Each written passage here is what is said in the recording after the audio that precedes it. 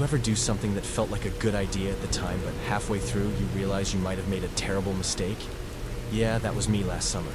I had this bright idea to go solo camping in a deep forest. Just me, my tent, and nature. I'd done plenty of hiking before, even camped out a few times with friends, but this time I wanted to do it alone. You know, find some peace, disconnect from the world. Turns out, I found something else entirely. I picked a spot way off the beaten path, miles away from any campground. I set up my tent, got a fire going, and just sat there, enjoying the silence. No cars, no people, just the sounds of the trees swaying and the occasional chirp of some unseen creature. It was perfect. I had brought enough supplies to last me the weekend. Some dehydrated meals, a water filter, a knife, and a flashlight with extra batteries. I even had a small emergency beacon just in case. I felt prepared, confident. As the night settled in, I felt a deep sense of tranquility. The flickering fire was hypnotic, and the cool night air was refreshing. I roasted some marshmallows and watched the stars for what felt like hours before I finally decided to turn in. Around midnight, I heard something.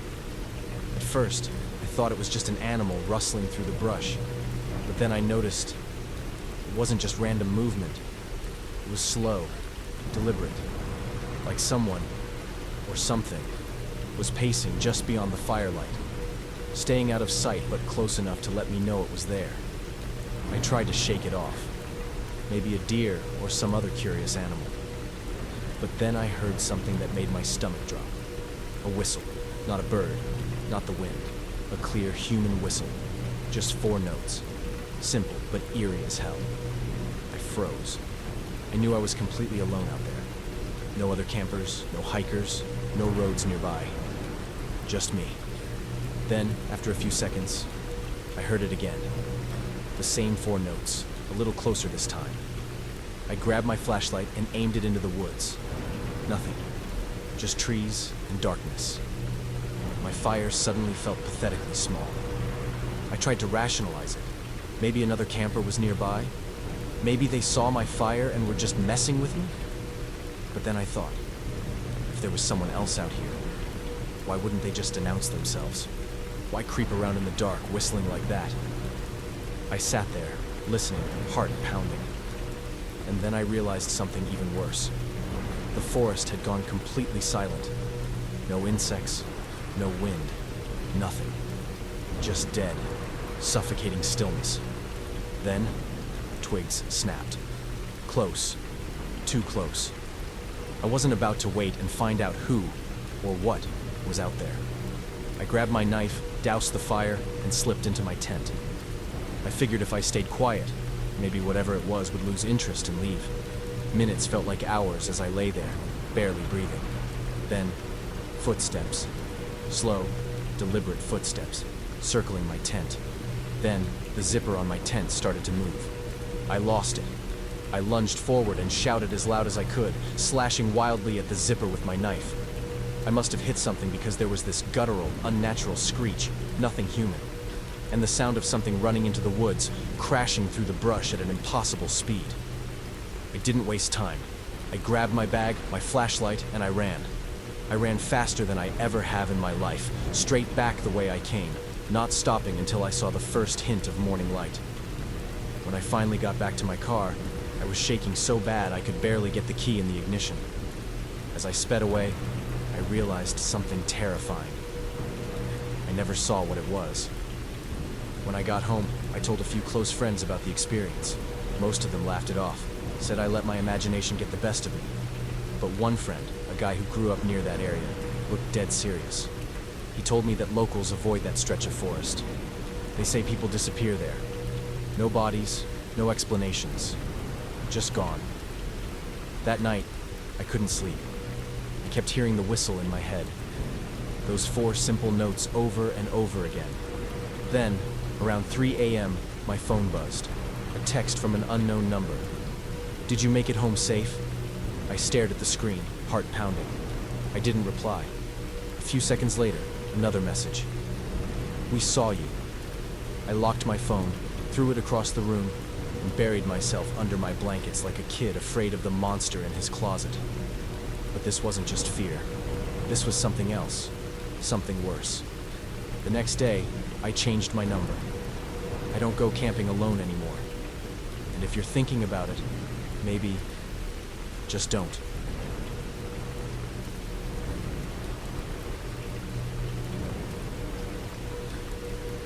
You ever go camping so deep in the woods that even your phone starts panicking?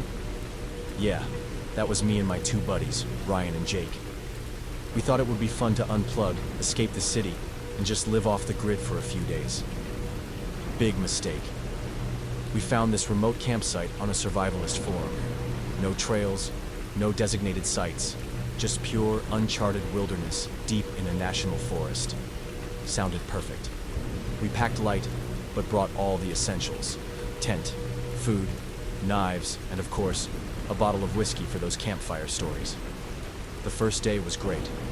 We hiked miles into the forest, well beyond where casual campers would dare go. We set up our tents near a small, slow-moving creek and spent the evening drinking and laughing under the stars. The air was crisp, and the silence was deafening. No distant traffic, no artificial hum, just the occasional rustle of leaves. But sometime after midnight, as the fire burned low, we heard something big, moving just outside the reach of the light. Probably a deer, Jake mumbled, half asleep in his chair. Or a bear, Ryan added, sounding more awake now. Or something else, I joked, trying to keep things light. No one laughed. We shined our flashlights into the trees, but nothing was there.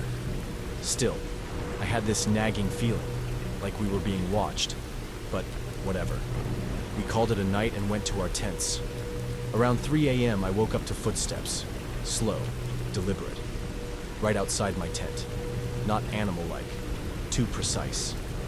It was like someone was circling us.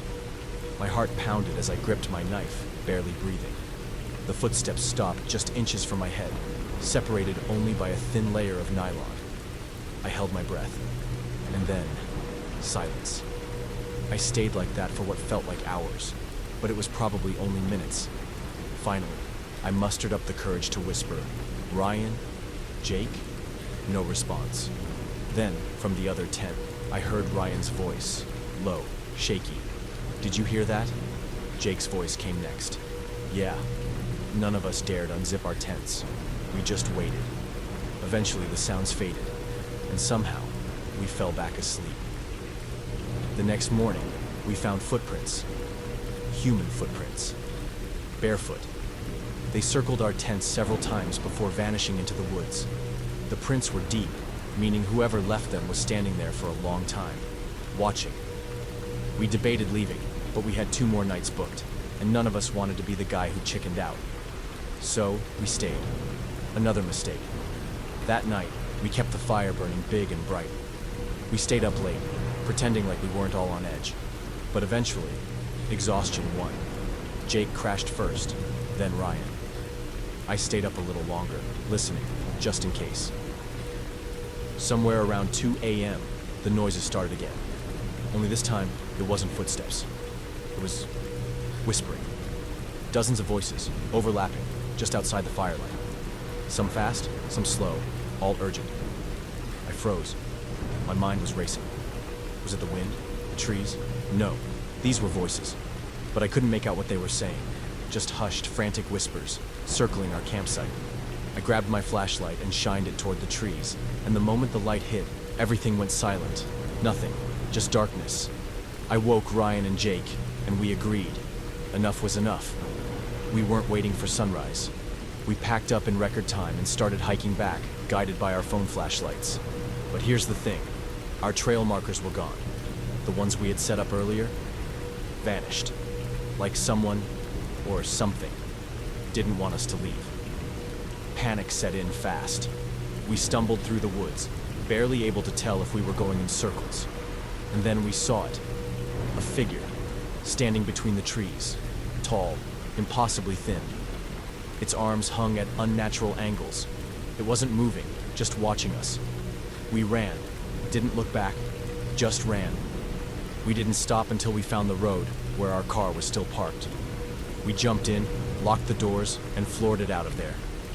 To this day, I don't know what we saw. A person? Something else? But I do know one thing. Something was out there, watching, waiting, and it let us go, this time. But that wasn't the end of it. A few weeks after we got back home, things started happening. Little things at first. Ryan's dog wouldn't stop barking at his bedroom window at night. Jake swore he saw movement in the backyard when he got home late. And me? I started waking up at 3 a.m. every night, hearing whispers just outside my window. At first, I convinced myself it was paranoia. We had a creepy experience, and my brain was just playing tricks on me. But then, one night, my doorbell rang at exactly 3 a.m. I didn't answer it. I just stood there, staring at the door, holding my breath. The doorbell rang again. And then, my phone vibrated, an unknown number. I hesitated, then picked up. Static. And then, in the faintest, most broken whisper, a voice I barely recognized said, "Why did you leave?" I hung up, locked every door and window, and I swear, as I turned off the lights, I saw something move outside. That was months ago. I moved to a new apartment, changed my number, did everything I could to start fresh. But I still wake up at 3 a.m., and sometimes, in the silence of the night, I swear I hear it. The whispering. It never really left.